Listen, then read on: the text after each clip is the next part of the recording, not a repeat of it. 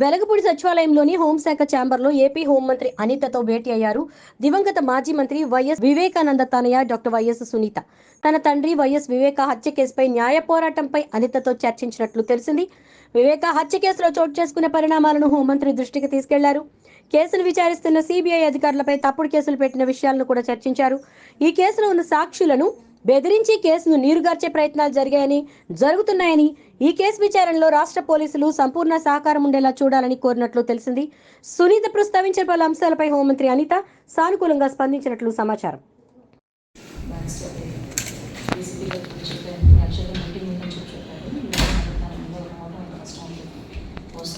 Meeting నుంచి బయటకు వచ్చి దాంతో మాట్లాడేసి వెళ్ళమని చెప్పాను.